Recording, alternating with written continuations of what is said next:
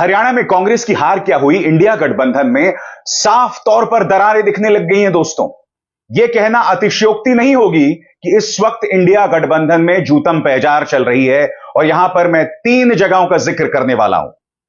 उत्तर प्रदेश में 10 सीटों में उपचुनाव होने वाले हैं। 6 सीटों के लिए अखिलेश यादव ने समाजवादी पार्टी के नामों की घोषणा कर दी बगैर कांग्रेस से चर्चा किए। दिल्ली में पार्टी के नेता लगातार कह रहे हैं कि हम चुनाव अपने दम पर लड़ेंगे, हमें किसी की जरूरत नहीं है।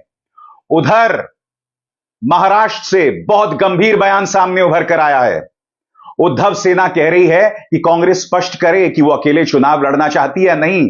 मैं आपको बतलाना चाहता हूं दोस्तों, इस मुद्दे पर संजय राउत का बयान, और यह बयान इतना खतरनाक है कि अब गठबंधन पर बात आ गई है। संजय राउत का बयान आपके स्क्रीन पर। हरियाणा में इंडिया गठबंधन नहीं बन पाया क्योंकि कांग्रेस को लगता था कि वो अपनी ताकत से जीत जाएंगे, उन्हें सत्ता में कोई और भागीदार नहीं चाहिए। सीधा ताना मारा है, सीधा ताना मारा है यहां पर संजय राउत ने। बकौल संजय राउत, कांग्रेस ऐसा इसलिए कर रही है क्योंकि उसे सत्ता में कोई और भागीदार नहीं चाहिए। सुनिए संजय राउत का प्रहार। जम्मू कश्मीर में हम इसलिए जीते कि वहां इंडिया गठबंधन चुनाव लड़ रहा था उमर अब्दुल्ला जी के या डॉक्टर फारूक अब्दुल्ला जी के नेतृत्व में। इंडिया आघाड़ी का जो है वहां कांग्रेस उनके साथ है और भी होते। हरियाणा में इंडिया गठबंधन नहीं बन पाया।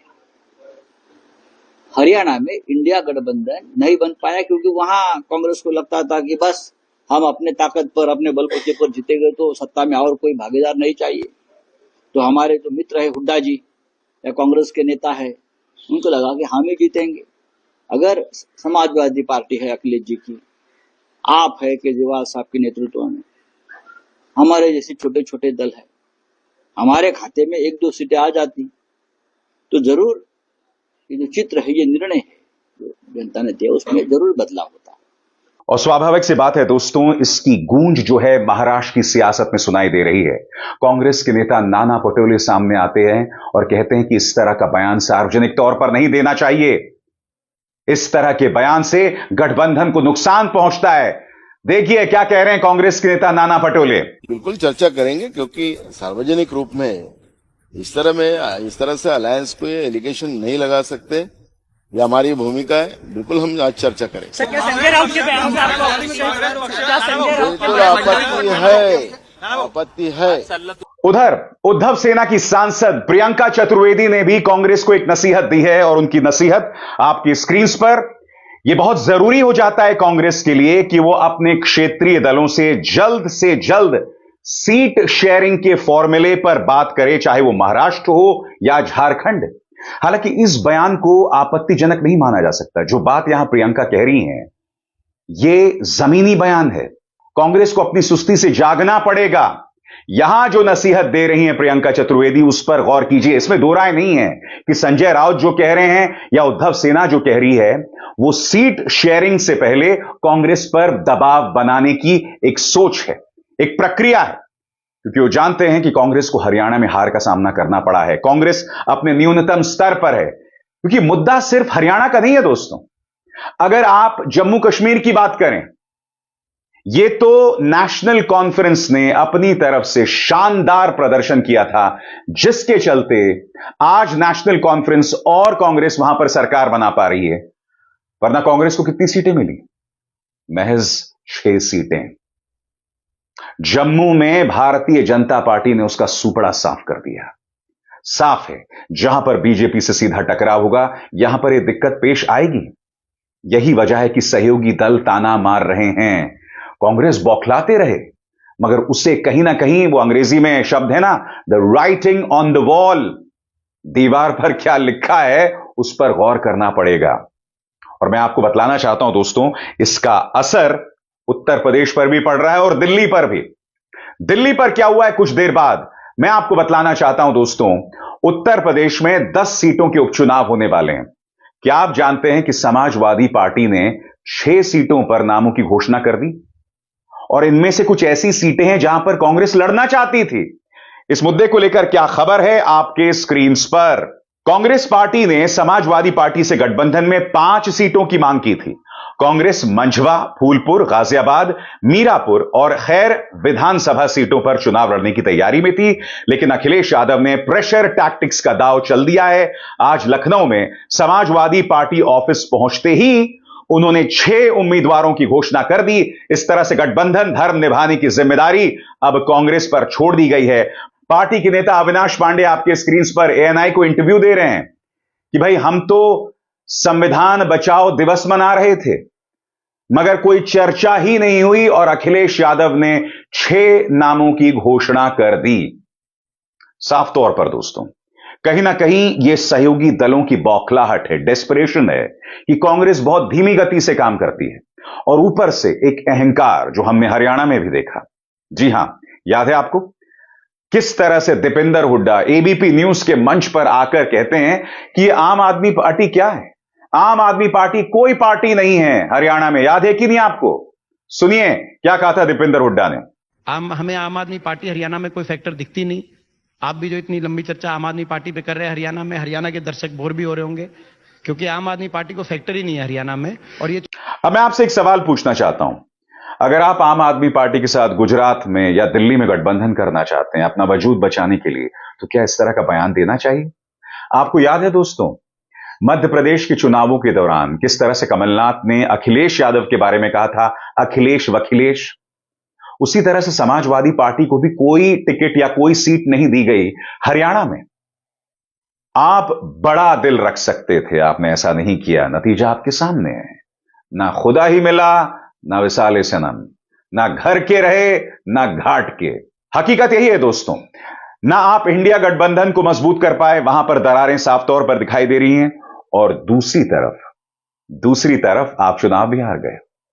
आज राघव चड्ढा कह रहे हैं कि हम अकेले अपने दम पर चुनाव लड़ सकते हैं, हमें किसी की जरूरत नहीं है। साफ तौर पर अभी से तय हो गया कि फरवरी में जो दिल्ली के चुनाव होने वाले हैं, आम आदमी पार्टी अकेले चुनाव लड़ेगी। और जाहिर सी बात है, इस पर कांग्रेस क्या ही प्रतिक्रिया दे, क्योंकि पार्टी के नेता लगातार आम आदमी पार्टी पर हमला बोलते रहते हैं। जी हां, लगातार हमला बोलते रहते हैं। मसलन संदीप दीक्षित, शीला दीक्षित के बेटे, वो वक्त वक्त पर हमला बोलते रहते हैं आम आदमी पार्टी पर। अजय माकन लगातार हमला बोलते रहते हैं। अरे भाई, अगर आप गठबंधन में हैं तो उन पर प्रहार क्यों कर रहे हैं आप? ये सवाल तो किया जाएगा ना। और कल ही केजरीवाल ने कहा था, ये अति आत्मविश्वास ले डूबा। सुनिए उन्होंने क्या कहा था। अब चुनाव आने वाले हैं, पहली चीज तो किसी भी चुनाव को हल्के में ले लेना चाहिए। अभी तो पता नहीं नतीजे क्या हैं, लेकिन आज के चुनाव से सबसे बड़ी सबक यही है कि ओवर कॉन्फिडेंस मत करना कभी भी। किसी भी चुनाव को हल्के में नहीं लेना चाहिए। हर चुनाव कठिन होता है, हर चुनाव में हर सीट कठिन होती है। मेहनत करनी है और लड़ाई मत करना, अपने एमएलएस के साथ लड़ाई मत करना। तो यकीनन दोस्तों, यह विपक्ष के लिए खतरे की घंटी है। एक जीत, हरियाणा में एक जीत, महज 90 सीटें, मगर देखिए राजनीति में क्या उथल पुथल खड़ी कर दी है। कांग्रेस यह भी दावा नहीं कर सकती कि उसने जम्मू कश्मीर में जीत हासिल की है, क्योंकि महज 6 सीटें मिली हैं। यह मत भूलिए, ये जो 6 सीटें मिली हैं कांग्रेस की, यह उसका अब तक का सबसे खराब प्रदर्शन है।